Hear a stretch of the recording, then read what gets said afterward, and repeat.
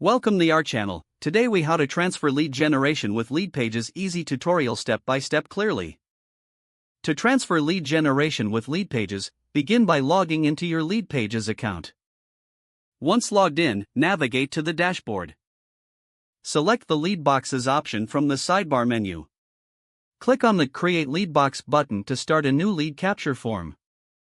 Choose a template that suits your needs. Customize the text fields and design elements to match your brand. In the Integrations tab, select your preferred email marketing platform. Follow the prompts to connect your email service with Leadpages.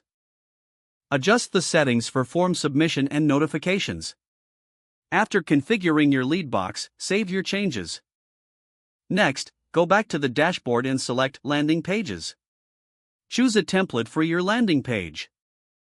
Customize the landing page with compelling content and images. Ensure that your lead box integrates seamlessly into the landing page. To do this, select the lead box you created from the Add Lead Box option. Position the lead box where it's most visible for visitors. Once you're satisfied with the layout, preview the landing page. Make sure everything functions properly and looks appealing. When ready, click on the Publish button to make your landing page live. Share the URL on your social media channels, emails, or website. Monitor your lead capture progress through the Leadpages dashboard. Analyze the data to refine your strategy and improve conversions. Now you can effectively transfer lead generation with Leadpages.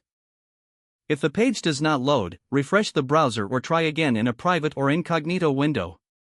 Make sure you are using the correct email address, then retype it carefully to avoid small typos. If your password is not accepted, use the reset option and create a new strong password you can remember. Check your spam folder for verification or security emails, then complete any requested confirmation steps. Enable two-factor authentication if available to improve account security and reduce unauthorized access risk. After signing in, review your profile details so your contact information and settings are accurate and current. Don't forget to like this video and subscribe to our channel for more step-by-step tech guides.